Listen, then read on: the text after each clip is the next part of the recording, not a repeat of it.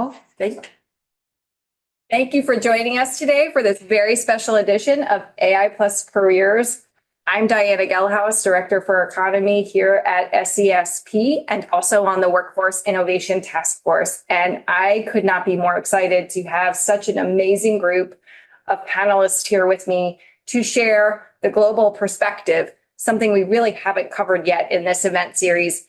And for those of you who are watching this on our YouTube channel, AI Plus Careers is our monthly series that's dedicated to unpacking all things AI in the future of work. We'll talk about what it means for your careers, for opportunities to serve in the public sector, for how we might think about education and training in the future, and what this means in the global marketplace as we think about how other countries are also thinking through some of the policy issues associated with labor market dynamics and workforce development. So with me today, I have three amazing people. I have Bonnie Glick, the former Deputy Administrator for USAID.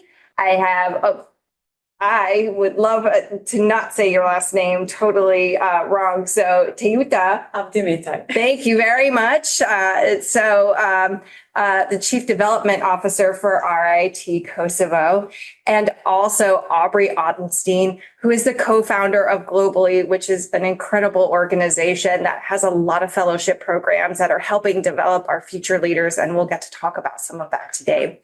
I do not want to belabor my speaking for too long. So instead of reading your biographies, we always start with a question. And that is, can you share your AI Plus careers journey? Can you talk a little bit about how you got to where you are today, how your work intersects with AI, and what brought you to the issue space of AI in the future of work? And we'll start with you, Bonnie. Sure, I'm actually a robot. The People's Republic of China. Just kidding. My AI journey started probably close to 20 plus years ago when I worked at IBM in IBM research, where at the time we were looking at ways to ingest the internet, specifically for hard problem solving. And some of you might be old enough to remember Jeopardy! Playing against IBM's Watson artificial intelligence machine, where human beings were the Jeopardy! Super champions were matched against IBM's AI Watson computer, and the computer, having the ability to ingest everything in the internet, was able to answer questions more rapidly than humans. And that was sort of a signature moment of, boy, what does the future hold? What is the future of work going to be like? And hence this conversation today. These have been conversations that have been going on for the last 20 years. And it's important for what is really a subsequent generation of the labor force to hear from them, not just what the future looks like in their perspective, but also what they would like the future to look like, where AI is paired with human interaction. Awesome. Can you share a little bit about what you're up to today? Today, I spend some time with the Special Competitive Studies Project as an expert advisor to the foreign policy team. But the lion's share of my time I spend with the Foundation for Defense of Democracies, focused on democracies and how the good guys win in the end. A good goal. A good goal. Thank you, Diana, and thank you very much for putting this special event together. It's really great to join you all. So for my personal journey into AI and where we are today, I guess when I finished my graduate studies, I had this opportunity to work quite early on in the public sector. I worked primarily at the Office of the President of Kosovo, and I do have to mention that that was the first woman president because we are one of the few countries in the world, and now we have the second woman president. After that, I got to work as an external advisor to the government, so working mostly around issues related to security and foreign policy. After doing this for a few years, then I to the think tank as working as a senior researcher. This is when I started focusing more on the intersection of technology and security. So exploring even topics like, how does technology affect issues like violent extremism, for example, online behavior, but just really understanding the trends and the impact of technology better.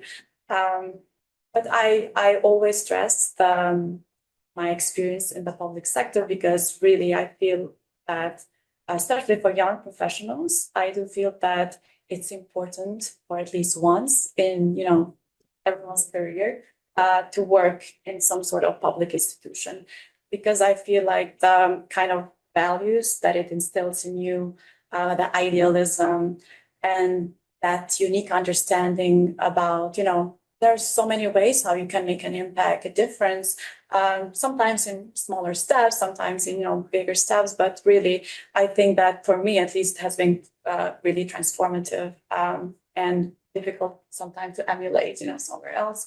But then after transitioning in academia and witnessing how AI in this case is developing at this very fast pace, I then became interested to understand what does that mean now for our country. What does this mean for our education institution, in this case RIT Kosovo, but also about the way that we are thinking about building capacities for the next generations, how we are positioning ourselves not just to catch up with the trends that we're witnessing, but also perhaps even to stay ahead of the curve, maybe in the future. So this is what got me interesting to, keep exploring this and see, at least as part of RIT Kosovo, what we can do more in this space. Lots to unpack there. We'll definitely circle back to some of the points you've raised, but Aubrey would like to hear your story. Yeah, so before co-founding Globally, I spent a long time at the U.S. Institute of Peace, leading their youth peace and security agenda. So really focused internationally on peace and security and doing no work domestically. And when I left, one of the things that I really felt, passionate about doing was building the talent within the United States. And so how do we strengthen our competitive advantage, build the next generation of leaders in foreign policy and national security? And so that's kind of what led to Globally's creation. And as it intersects with AI, I would say to be competitive in those fields, we're going to have to build a pool of talent that is fluent, capable, and native in a very new, and well, maybe not so new if we're talking about IBM, but relatively new field. And so that's some of the work we're doing at Globally is building programs and capacities around the ability to work across sectors to bring innovation and technology to government, but also specifically deep diving in AI. And lots to come back to on that as well. Let's start to unpack some of this workforce conversation, right? There's really two parts to it. One is what people commonly talk about or, most often associate with the AI workforce and some of those talent pipeline issues. And that is the technical workforce, right? What does it mean to be part of the AI workforce, whether you're designing, developing, or deploying AI? There's an AI adjacent pipeline of talent we have to think about that you would need to make AI possible at scale, to adopt AI within an organization. So you've got this technical talent piece, right? That's really important and that you want to be competitive in. And then you've got this other piece that's the broader question of how are we going to be competitive as a nation or a region because our workforce is AI ready. and they're able to leverage these tools as part of their roles and responsibilities, regardless of what occupation they're in. So I'll turn to you first, Bonnie, but what do you see is the state of play in the United States when we're thinking about talent pipelines, both that technical piece and some of that broader readiness piece? I think that we're kidding ourselves if we think that there's any part of the pipeline of talent that is not already AI native. Young people are so used to AI that they don't even realize that they're living in a world surrounded by artificial intelligence. And they take for granted, but also are able to use artificial intelligence in everything that they do. When ChatGPT first launched, every educator in America was in a panic over students just having ChatGPT write all of their homework. But I think that young people are far more savvy than that in this day and age. And so you have, of course, a workforce of engineers that will need, and computer scientists and computer engineers who will need to engage in the development and deployment of new AIs. But they have a ready, willing, and able and highly receptive American workforce to deploy into. Now, the biggest concern is there are gaps. And there has to be, and this falls to educators, this falls to policymakers to find ways to ensure that those who are less capable in merging a cell phone, which most young people have surgically attached, there are still some who don't. And how do you then ensure that they're able to participate meaningfully in a workforce? I think even when we're talking about a non-college educated workforce, we're still talking about people who are AI native. And there are ways to employ AI tools across trades, across professions, across industries. To me, that's the most exciting thing. The scariest part is people who fall through cracks, who, for whatever reason, are unable to become AI conversant, but then also the guardrails on that AI. And how do we ensure that we can call it AI for good? We can call it any number of things, but how do we ensure that the natives to AI are deploying and using AI technologies in a way that is not harmful to them or to others? And that's where, Teuta, what you were talking about with misinformation or disinformation, to the point where AI natives are sort of media skeptical. And they're able to form ideas and plans in the absence of what an older generation would look at as kind of defined terms. And the definitions are a lot more fuzzy now.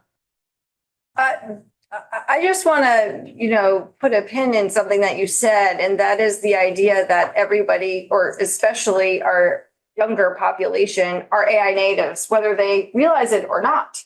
They're using these and AI-enabled technology every day. What do you say then to people who believe that AI is overhyped and that we're really not, in a new age, and that transformation is not necessarily on the horizon, that is just a new technology and maybe a stalled one at that? What would you say to that? The stall, I would say, is probably due to regulation. But people who say that we're not at the cusp, or we have not crossed the Rubicon into the next technology that will be generationally and continentally shifting things, then they're asleep at the switch. And if you're not aware of artificial intelligence around us, you really are, you're sleepwalking. Or maybe there's concern about what the future means for. There's a lot of nervousness. There's a lot of nervousness. And so coming back to Kosovo, I mean, this is an energetic, from when I was there, youth centric population who are digital natives. And so thinking about the same question about the state of play, how would you describe the technical talent workforce, the AI-enabled workforce, and just the general idea of being AI ready? I do feel like, I don't know how much the audience knows about Kosovo, or maybe just a bit of context. As you mentioned, we have natives, demographics is a big part of it. So we're really a young country, both in terms of statehood, because we've declared our independence in 2008, but also in terms of our demographics. So, we have the youngest population in Europe, and a large part of the population is actually under the age of 25. So this means that, they're not just young, but they're driven. They are really interested in exploring technology, engaging with technology, getting the right skills, these skills, and working in an AI-driven age. And this is important because what we're seeing now, and just to go back to the point of context, 25 years ago, we did experience a conflict, a war. We had young generations who grew up in this post-conflict environment, quite challenging in many different ways, with a lot of uncertainty, uncertain paths, whether it's in terms of education but also career. However, because of that, I believe there's also a lot of resilience. And as it turns out, resilience tends to be a very important trait for successful startup funders. So recently and gradually, we see Kosovo being often referred to as a startup nation, and as I mentioned, so it's because of the young population, because being so driven, but there are also other factors at play as well. The country is quite well connected digitally. So a lot of people spend a lot of time online.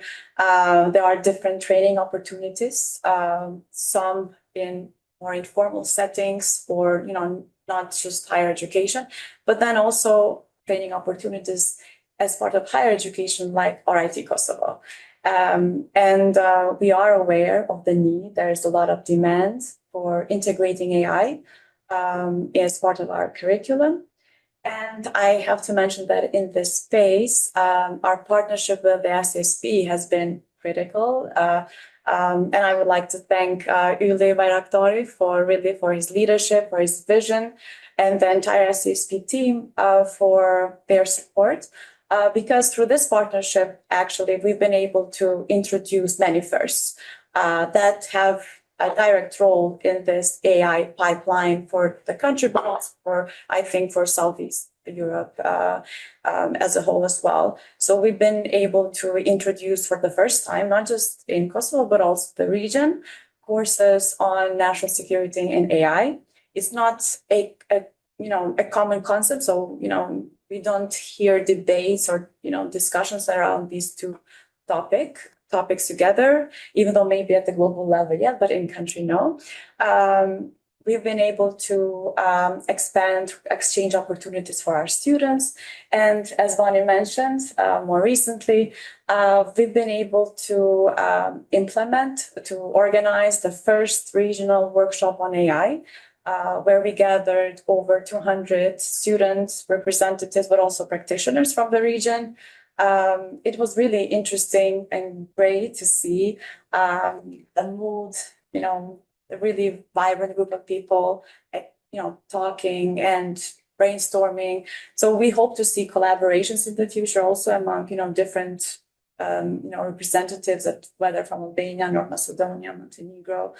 But as I mentioned, so it's something that we're introducing just now. But we're seeing the positive feedback that we are getting. And it's one of these crucial factors in terms of securing that AI pipeline that we are interested in. That's incredible. And congratulations on all that RIT Kosovo is achieving. It's fantastic to see this curriculum expansion and really thinking about what's on the frontier for what skills people are going to need to be successful. Can you just, as a follow-up question, share a little bit about the student population at RIT Kosovo and where you see yourself sitting in the workforce development ecosystem, what you would like RIT Kosovo's role to be? Yeah, so our students, so our mission is actually to prepare the next generation of leaders to support the development of Kosovo, but also the region's development. In fact, last year, we celebrated the 20th anniversary of the founding of our institution. RIT Kosovo was founded about 3 years after the war ended. It was founded at a moment where there was an urgent need, not just to rebuild, but basically build everything from scratch, institutions, the economy, different, building, civil society systems. So, and we were proud to look back and reflect on the impact that as an institution we've had.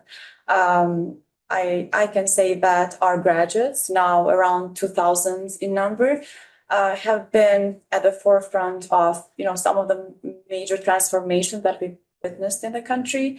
And because of the programs, like having programs like in the School of Individualized Studies, we see the different career paths that they have taken. So we have alumni in the public sector as ambassadors, parliamentarians, ministers, cabinet members. We have alumni as entrepreneurs, opening new businesses, solving a lot of problems in the country. But we also have alumni who serve at the Kosovo Security Force. So, and we are very proud of that partnership as well. And I think this speaks a lot about the impact that we've been having these few years. And so in the recent years, in keeping up with the trends, with also the student demands and needs for new programs, we've been able to introduce courses and programs on computing and information technologies. So we are just building and strengthening our capacities, just now graduating the first generations or alumni from these classes. But even in this regard, our focus is, let's say, when we teach coding, we also make sure that we are, preparing coders and, technical experts in this field who can actually also lead. So lead teams and have this awareness about policy, the policy side of things as well. So I think this is what makes RIT Kosovo a bit more in this regard. I have so many follow-up questions for you on that, but I definitely, two things that really stand out are the push of giving back to the public sector and really helping create a public sector workforce that is fit for the task and at the leading edge of being able to solve some of the most pressing challenges in terms of policy and thinking about the regional economic obstacles that we are all facing. I also was really interested in this idea of skills-based education and the different skills that you're emphasizing across some of your programs and would love to come back to that. I want to ask you, Aubrey, from where you sit, it's exciting to hear about what countries like Kosovo are doing to build their technical talent pipeline. What are you seeing in other parts of the world as we think a lot about building an AI workforce, as we think about building an AI ready workforce? Which countries or regions are you seeing doing exciting things? Well, I'll answer with what we're getting in terms of demand signals. A lot of our partners are really focused on America's competitive advantage in response to China. And so really a lot of the work that we're doing, whether it's AI specific or not, is focused on how are we positioning the next generation of talent in relation to what China's doing. And interested to hear from this group. So my assumption is that, the US is taking a really broad talent approach inside government, outside of government, in industry and academia, foundation work, around building the capacity and building the next generation of talent in AI. And my on the flip side, my other assumption is that most of it happening in China is in government and the public sector. But I would love to hear, if anybody else from this room has different experience or thoughts on that question. Well, we can always come back to that in the Q&A as well. Yeah. So absolutely. I want to turn back to you, Bonnie, to continue the previous thread on, do you think that we are actually at a critical moment? And I think you do, when it comes to AI and the potential it's going to have for the economy, for society, for geopolitics, for national security. And what do you think that means from a workforce development, investment, or policy perspective? So yes, we are at a critical juncture nationally and globally. And I think it's an important moment to reflect on how we take advantage of the moment that we're in to ensure that our workforce is work ready across the board. The biggest difference between the United States and the free world's approach to artificial intelligence, and you see this in Kosovo. And RIT, for anyone who doesn't know, is the Rochester Institute of Technology, which has a partnership campus in Kosovo. The approach that you described, Teuta, is really important for American educators, free world educators. I don't use the term Western because there are a lot of countries that are not in the West that are free, but that they're focusing on how to harness the power of AI without releasing the dangers around AI. So people are taking it and looking at it very thoughtfully of these are the smart ways to go about launching into the next generation of work. The difference with the People's Republic of China is that there you have a country that's vertically integrated. Everything bubbles up to the Chinese Communist Party and through the Chinese Communist Party in terms of curricula, in terms of jobs, in terms of where one lives, in terms of healthcare, in terms of agriculture. All of it is centrally planned. So we're a messy country where much of those industries is regulated for public safety purposes, but not regulated for expansion and growth purposes. And that's, I think, where we'll see at this moment in time, we'll start to see a new generation in the workforce that comes out and says, I'm all for growth, because growth is how I am going to be successful in the world within these loosely regulated guardrails. And I think what we'll also see coming out of places like China, countries that are less free, we will see young people looking for other avenues to explore these great new technologies, which might be away from their home countries. And it will be a fascinating thing to watch. The amazing thing about AI is migration is not a requirement. You can work on AI technologies, you can deploy AI technologies from anywhere. And so we learned to deal with work from anywhere during the COVID pandemic. But now I think with the familiarity and the comfort that the workforce has with deploying artificial intelligence, we'll start to see that appear in places that we hadn't really thought of as the natural sort of nerd centers. But artificial intelligence is vital for agriculture, for example. It's vital for trucking and shipping and supply chains. It's vital for healthcare and chronic as well as acute diseases. All of these things are going to be really important, highly relevant.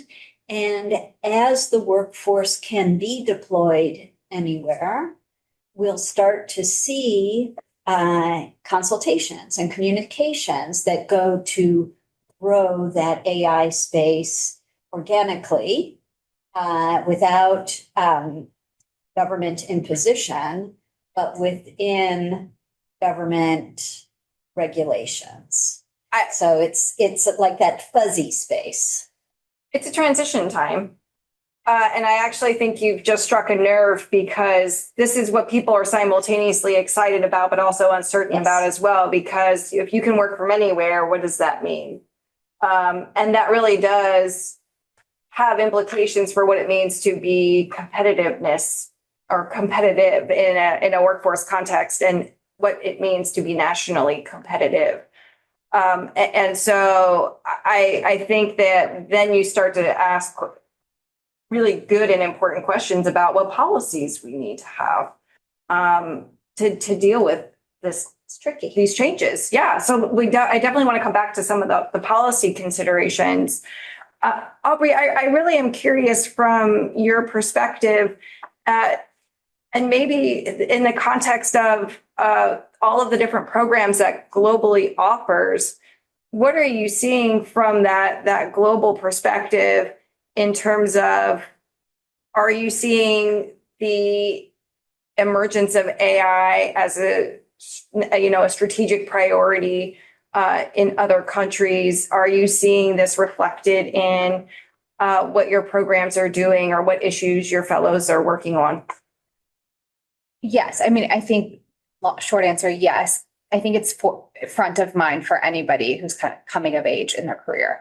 Like, how are they going to position themselves to be competitive in terms of employment, in tech, and have those technical skills or the ability to interact with the technology. I would say, and most of our work is focused domestically. We have some programs that, specifically one program, Young Professionals in Foreign Policy, that is international. And we have seen a number of series popping up across like different countries, specifically in Europe around AI. But I would say in terms of like, are they thinking about it? Are they interested in it? Are they trying to build opportunities to create new skills and networks around kind of the future of work and AI in the workplace? Definitely. I would say like what I mostly interact with is the United States and Europe. I kind of see it there. Can you talk about the YFP, the Maine Foreign Policy Professionals program? Can you tell us a little bit about that program? Because I know it's been around for quite a while and the impact that that's had. Yeah, so YPFP actually preceded Globally. Josh Marcuse, who's my co-founder for Globally, founded YPFP 20 years ago. So aging him, but also we're having our 20th birthday party this year. You're all invited. And the mission of it is really to build the next generation of foreign policy leaders. And the way that it's structured is we have branches in kind of foreign policy hubs around the world. So Brussels, New York, Washington, Tokyo, and each of these branches self-organizes to build opportunities for their communities. Whether it is ambassador series where they host ambassadors and have young people kind of do fireside chats or panels, or they do like war gaming where they come in and they bring policy experts and kind of do simulations. So YPFP is largely, it's a global program that is contained within the branches and largely self-organized by young people who are trying to figure out how to cut their teeth in the field of foreign policy and kind of launch their careers. It's a really exciting time to be in that space. There's so many issues when it comes to AI and emerging technology alone that are going to define how we think about our career trajectory. And so, it's an incredible program. I really do also want to come back to this question of the future of work and skills demand, and you touched on that a little bit, and the programming that RIT Kosovo is doing. But from your perspective, what do you see as the evolution of skills demand over the last few years when it comes to technical talent? And you talked a little bit about that. What are you seeing, even from a broader perspective, as in terms of what skills we need to compete and succeed in today's workforce? So, in fact, recently we just did a survey with our students. So asking these questions basically. So what do you want? What would you like for RIT Kosovo to offer in terms of programs? Just because we want to make sure that we are responding to students' learning needs, but also making sure that we are prepared for the job market, but also so that they can address, some of the challenges that we're seeing. But it's different when you hear directly from them. And not surprising, the most cited answer was, more programs on AI. They really want to see more AI program offerings, and digital marketing, something else. And something that maybe surprised us a little because we did not have this program before. They want to see, programs related to psychology. And I still tie this to AI because it is a critical program for AI development.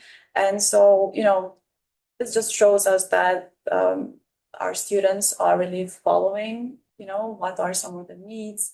And we now should be listening. So we're thinking, to expand our program offering in this space, just because, again, we want to stand true to our mission. And, as we support the development of the country and the region, we will just add this, in an AI-driven world. So how does that now our mission translate in this, AI-driven world? And what does that mean for us, in terms of how we adjust and how we adapt, to it.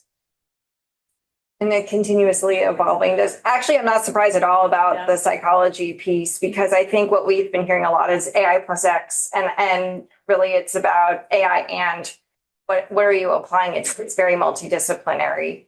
And if you think about AGI and cognitive function and understanding the human mind, it's, I do hear psychology a lot. So, but Bonnie, I'm curious from your perspective, what do you see in terms of skills demand? When you are thinking about all of the many conversations you have with young professionals, mid-career professionals, are you getting a sense for how people are adapting to the AI transition? So when I was at USAID, we built the agency's first digital strategy. And we were all set to launch the digital strategy in one of Washington's big think tanks. And we figured we'll get 200 or 300 people there. Well, it was in April 2020 that we launched this. And so COVID is ramped up and we launched online. And we had 8,000 people tune in to the launch of a policy paper from a US government agency. But what it showed me was USAID in general is a very young US government agency. It attracts young people to serve internationally in some very complex countries, sometimes very difficult. Young people like that. And so the workforce is very young. I used to meet with the deputies from the other executive agencies, and I never had a problem with an aging workforce like some of my colleagues from other agencies. But that presented the challenge of here we are, a US government agency, and we need to be dynamic and sharp and fast for a young workforce. So the digital strategy that we built was built inclusive of input, really all of it, from younger people, not from agency executive leadership, but from the grassroots of what are the things that you need to drive development success around the world. And the impact of transforming a US government agency to be one that says our response to whatever challenge we're facing in whatever country in the world is to be digital first, to find what are the ways that we can tap into local resources and deploy solutions. Now we would call them AI solutions.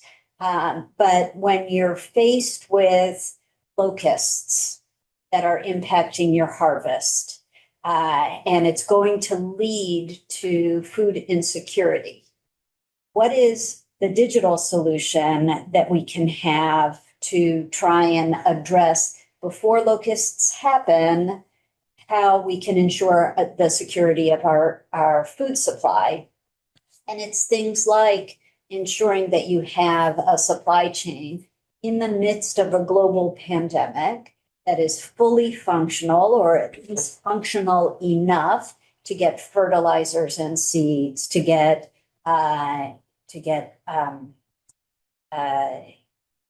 what's it called that you spray to get rid of the locusts? Pesticides. Thank you. I'm getting older. I need an AI implanted in my brain, Me too. You're good. to remind me the words I can't remember. Pesticides, how you ensure that the pesticides are properly spread across the landscape so that they're not harmful to the water supply or to the civilian population. These are all things that are so exciting to development professionals because people are finally having conversations that aren't cookie cutter conversations about this is how we always address locusts.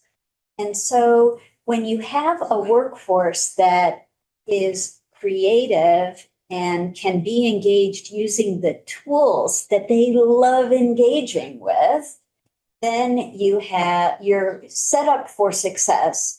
And then you deploy that jointly with people in the country that you're focusing on. And guess what? The young people in that country also love the technology is being used to find solutions to their problems because they can sit at their computers and say, I'm going to put this into an AI and see what solutions pop out as things that we should try. Because why shouldn't we try new things if the cookie cutter method that we've always used isn't solving our problems? I look at that and say, this is exciting, and it is incredibly engaging. Keep in mind that you have a country like Kosovo, new country, young country, pairing it with a technology university powerhouse in the United States. And what that does means that graduates from that program, when there's a problem that they run into and they say, I need to make sure I'm doing this right, or I want to get yeah, you're headed in the right direction, a little guidance. they're going to call Rochester, New York. They're not going to call Russia, right? That's an important component of how America as a government also deploys technology. It is strategic with a view toward developing like-minded partners around the world. But it also is very concrete that you establish relationships that are going to be lifelong relationships for students, for faculty at places like RIT in Rochester and RIT Kosovo. So I'm going to ask one more question, the same for both of you, and then one question for you, and then I'll open it up for any questions in the room. But to really pull on that thread, and we talked about this a little bit in, throughout this discussion, is about investments and policies. I'm really interested to hear, what do you think the United States needs to do from a policy perspective if we want to maintain our competitive edge? America needs to be sure that it has the ability, the computing power. I mean, there are some very basic things that we need to ensure that our infrastructure can handle the tremendous increase in computing needs for next generation artificial intelligence, AGI. And we need to, the problem is you negotiate a complete unknown. You can't put guardrails on something before that something is something, right? You can't, but you have to have a visualization of what is acceptable use of technology and what starts to skip across the line into a dangerous use of technology, and have general guidance as opposed to hard and fast rules. And I think government leaders have to be prepared to say, let's let it ride, right? Let's see where this takes us. That's very hard for government to do. Government is inherently risk averse. And so we're at that moment of, where does government say, try it, and you're okay if this goes a little haywire, we'll learn from it, sort of that academic approach or an R&D approach. Where's that fine line? And that's going to be the thing that governments across the world are wrestling with. It's a fine line. What constitutes crossing the fine line? What makes it something that is used not for the people, but against the people? Where does an ability to have security in place turn into an ability to serve your population? And again, those are, there are gradations there that have to be talked about. That's why these conversations are important. They're important to have in an academic setting. And it's also important to get feedback from young people to see what are their concerns about deployments of AGI and whatever the next generation of new technology is going to be. Their problem, not mine, right? It's all about, it's a shared problem. Right. These policy questions are happening now, and I think you have to be proactive in how we're making strategic investments, especially in education. And so I would love to hear what you think. If you were queen for a day, what policies would you love to see in your government in terms of educational investment or reform? I think specifically for our country, in terms of AI, we still lack that clear vision. As RIT Kosovo, we've been fortunate to have a partnership with SCSP in this case, providing us that, path on where should we turn to in terms of, where to focus, how to keep up with, these trends. And I wish that, our government would also spend more time and, articulating, what these changing times mean for the country, for the people, for education. So there's a lot, I guess, that is being done, but I would love to see more, and just so that because I do feel that there's a role for everyone to play, and if we have this clear vision to at different parts to what they are contributing to, I think it's really important. But I do have to mention that in more general terms, we do tend to look up to the United States for a lot of things in the way that we orient ourselves as a country. We've been fortunate to have the support of the United States at the different stages of, at least in our recent history. The people of Kosovo are very appreciative of the role of the United States in liberating the country through NATO's intervention, supporting the different state building processes, and now more recently for the funding that is really supporting this thriving tech startup ecosystem that we're seeing today. And so if I can also influence the policy of the United States, I would love to see more support in this space, just because it's really important. And geopolitics is also a key part of it. It's very relevant everywhere, but especially in our region, in Kosovo. We have a special partnership with the United States. And Bonnie, you visited, how, the country, the people feel about, U.S. institutions, American public. And we tend to, always rank first at the global level, being the most pro-American nation in the world. So I have to say that. So we really need to make sure that we further strengthen these partnerships, because as a region, we're also seeing, growing influence also from countries like China through their presence in neighboring countries. And as you said, this is very important, especially when we want to make sure that how we adopt to these, new trends, the technology, AI in this case, we want to make sure that we are aligned with countries like the United States, free countries, not use also the term Western, but really make sure that, we are supporting democratic values, not just, some of the authoritarian tendencies that we see elsewhere. So.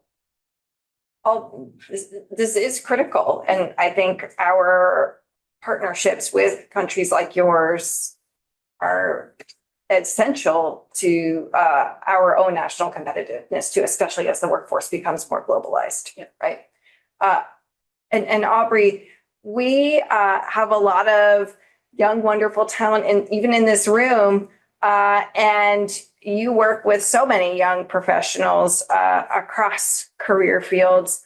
What advice would you give to someone who is looking to leverage AI for opportunity, and in terms of what they should study or what kinds of opportunities they might want to look for?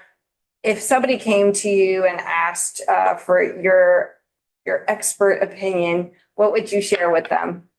That's a loaded question.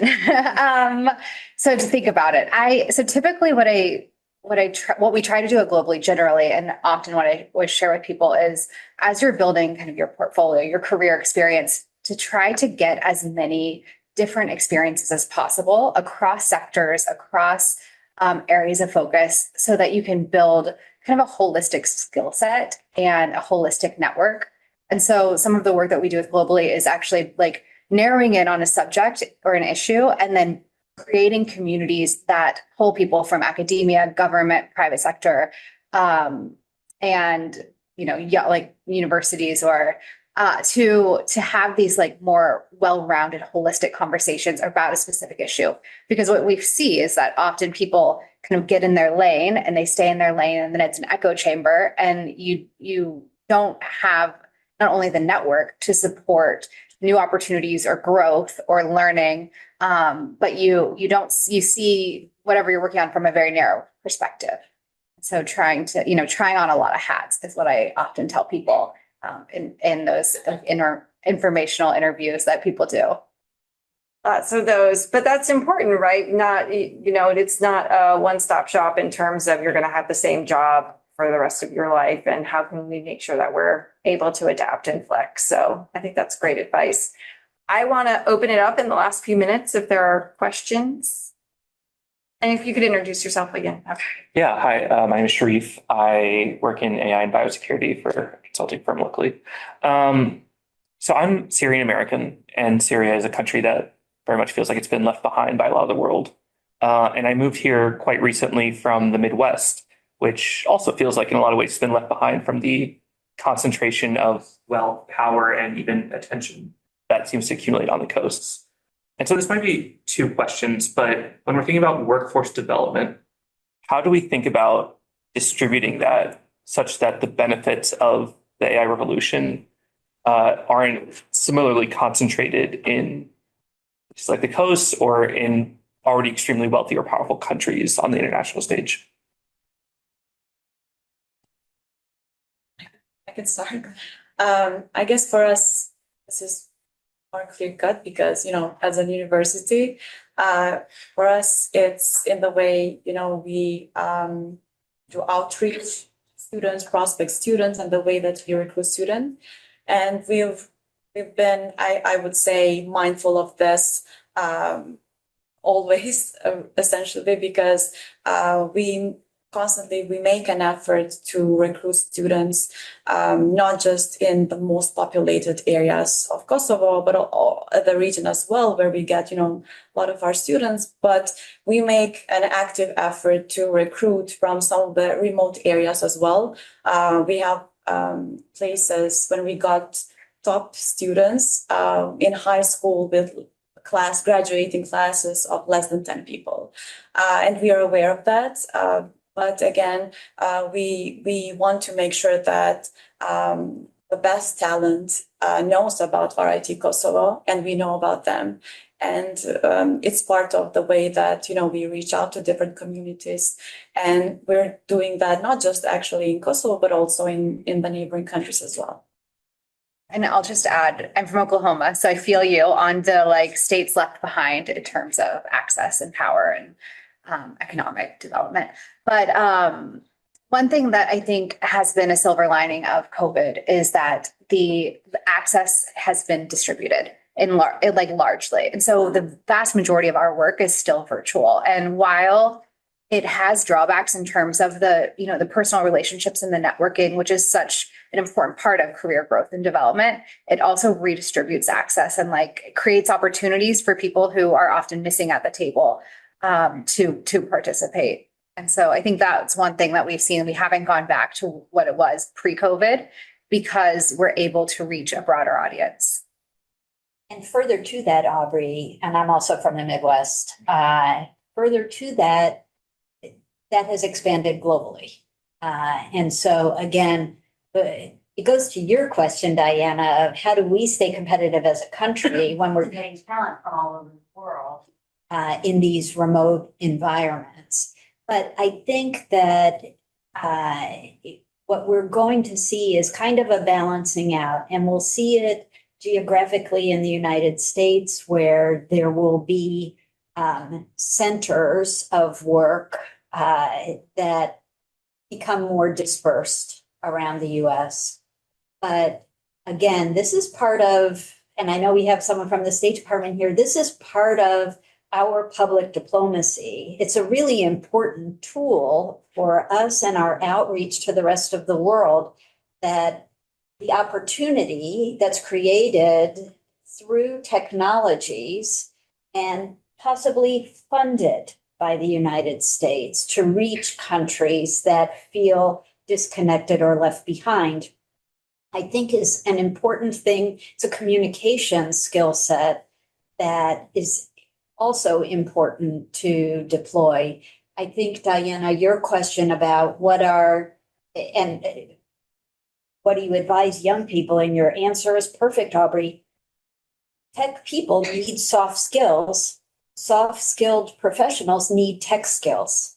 And that will increasingly be spread geographically across the United States, but also to countries that are wanting to be in what I'll loosely call our sphere of influence. Question, and I'm not speaking on behalf of the US government or the State Department, but I have been in conversations since I would say 2018 when I was a science diplomat in the UK with parliamentarians, with people at the Foundation of Science and Technology. These are basically thought leaders in the United Kingdom. And I negotiated the first US-UK science and tech agreement. So I had to have conversations with a whole swath of society. So essentially, during that time, the thought was that it would be the blue-collar workers who would suffer the most when AI comes into play. But what we've seen in recent past is evidence is that WSJ just had to basically nix a lot of jobs of journalists who were impacted by AI. This is the Wall Street Journal. And then I am hearing from the IT arena, I have two sisters who work in the computer science world, but Silicon Valley is basically laying off a lot of programmers and software developers and the like. With the lens of the new administration looking into resuscitating our economy as well as jobs, there's going to be a lot of ripple effects if we start focusing so much on AI. What are you all being thought leaders? And I would like to focus on the folks in who are basically Americans and looking, guiding our American sort of thought leadership. What are your thoughts on sort of, regulating AI in such a way that it does not, kind of the floodgates have already opened, the Pandora's box has opened, but we also need to focus on no massive repercussions in the labor market and an apocalyptic level of, retaliation from the marginalized people, the Rust Belt. So. Onion, Yeah. that over you. It's $1 million question. Sorry.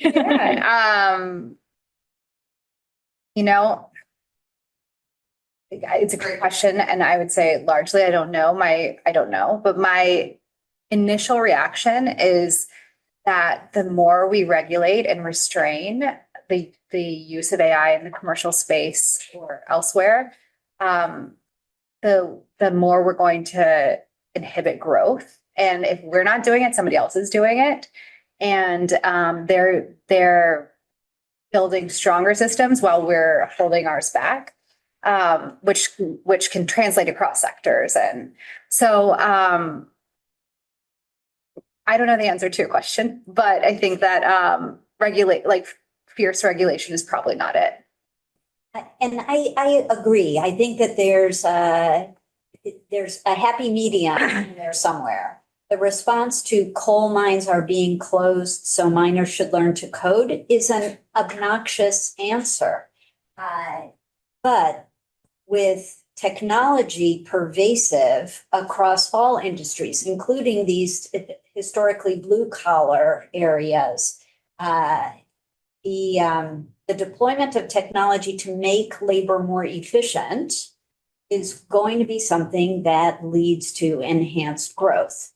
The labor force, and I think we see this in manufacturing and have seen it when people started losing their jobs during COVID because huge manufacturing sector swaths were shut down. I think what we're seeing is people are very much more receptive to, I need to update my skills and I can use the skills that I have here on the manufacturing line at GM or Ford. I can use the skills for smarter deployment of resources to enhance crop outputs or to genetically modify crops. Whatever RFK Jr. says, I'm a believer in GMOs. I believe they'll feed the world. The ability to take technology and not assume in a very elitist way that just because somebody doesn't have a college degree, they can't understand technology. That approach is elitist and makes people feel cut off. Whereas if there is this approach to AI and but really AI as a tool to enhance productivity, and it's presented as such, as opposed to AI and robots are coming to take your job, I think that you have a workforce then that says, maybe I do need to learn new skills, and maybe the company that I've worked for 20 years should look at training me, and a constant process of personal professional growth to lead to enhanced productivity for the personal as well as the enterprise. But I would just like to say that this is the $1 million question. And I think mindset is a big part of that. We don't know yet that there's going to be this massive displacement. What we do know is we want to set the policy apparatus right so that we are encouraging people to be upskilled, because it really is about AI plus X. It is about being able to leverage these technologies over people who can't. And I worry that when we have this bimodal conversation of everything is going to be amazing or everything is not, that you're encouraging people to just be a bit more defeatist than saying, okay, let's invest in upskilling. Let's invest in making sure that because if you have people who are upskilled and who are able to leverage these tools, you're more likely, as an employer, I would be more likely to invest in the complementary types of AI tools as opposed to the kind that replaces, because there's a lot of literature that's coming out about the power of human augmenting AI as a source of major productivity gains. And so but to your point, this is the conversation that we're always grappling with through these discussions. And that is, what does this mean for me? And how can I make sure that I'm setting up for success? And whether I'm a small business owner or an individual who's just starting out, or even a mid-career professional. But I certainly take your point. And there's going to be labor market dynamics. There was with globalization, as you pointed. And this is that next wave. I think people are just nervous about that it's hitting upper middle class first. But we can prepare for that. So that's what that's why it's so important to keep talking. Any final questions before we wrap? So in your discussions about workforce readiness, there was a lot of emphasis on, empowering the youth to learn AI and the digital natives to learn AI. But what about everyone else? Like, what about the aging population that still has to work in order to get their retirement? They are being left behind. To my sister's point earlier, there are a lot of people who are losing their jobs because of AI, because AI is very efficient and you can have one person do the job of 5 people who were previously hired. So how do you manage this massive workforce who will find themselves out of jobs, will negatively impact the economy because they don't have, an income coming in that can then be redistributed into the economy? How do you deal with this? This is a very important delta that we have to address now because it's happening now. I'll just say the demographics in this country actually suggest a little bit of the opposite. In that, are you reading what's in the news lately with the tech layoffs? I mean, the tech layoffs are in big tech. They're a bit right now. They're concentrated in major AI developers. But if you look at other sectors of the economy, they're still hiring tech talent. And that's not to say that there's not going to be reallocation and some disruption. I do think that, but we do have also an aging population.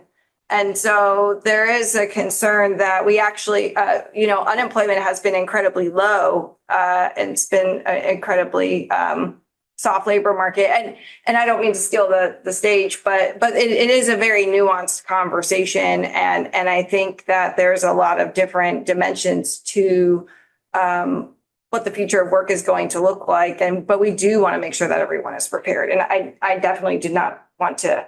That was great. If I may ask one final question, I served as the acting public affairs officer in Kosovo. So we sent a professor from a certain university, I'm not going to name it, it's not RITK, to the US on an exchange program on AI. Right, exactly, Princeton it is.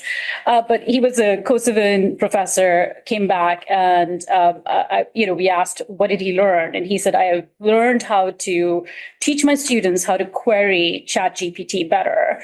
And my concern was, what a waste of our exchange program, because you're atrophying student brains in Kosovo, which I'm really impressed with the student population. But when it comes to critical thinking, it is getting atrophied if you over rely on AI. But we can have an offline conversation on how we could address that. But just wanted to put that across. So It's not just Kosovo. it's broader, but my context is Kosovo, right? So yeah. That's the danger for students around the world, that they're just, Right. and that was the whole clamor around ChatGPT. It was released at around the time that students, high school seniors in the US were submitting their college applications, and all of the college guidance counselors were saying, now we know that none of these kids wrote their essays, right? And so assuming that, Right. how do we determine who we should admit to a university? It's a crutch that is dangerous, right? Because when you have a crutch, then you don't walk on your own. And the awareness of that is really important too. So for universities, it's really important. So keeping our ability to teach, continue teaching critical thinking. And I do understand your point and worry. I mean, we share this concern as well, because we constantly want to make sure that our students understand. Even, in fact, we have courses where we integrate AI tools like as part of the learning process, but while trying to make them understand that this is to enhance their productivity, amplify what they're doing, but not as a substitution for their original thinking. Just recently, in one of my classes, we were discussing actually an article. It was an article about so it was a more positive narrative, more optimistic narrative about AI, including AI as used in military context. And one of the first comments that I got from the student was, "Well, I want to point out not just what the article is talking about, but what it's leaving out." And they went on to talk about the social implications, how data is being collected and trained. And to me, that was that win for that class, because this is the kind of thinking that we want to, nurture, cultivate at, places like RIT Kosovo, because we really believe that, while we encourage them to use the technology, we also are mindful that if we're not critical about it, really we cannot help improve these models in a way that does not have this detrimental effect that we don't want to see. So. And I would just end with the idea of, to your point of, is it better to ban AI from the classroom or to help students learn how to use these tools effectively and responsibly and know what they mean and what they don't? And I think you're seeing a lot of that play out in schools here in the United States for sure. That's a great question. So thank you so much for your fantastic questions. Thank you to my incredible panelists for such a great discussion. Please join me in a round of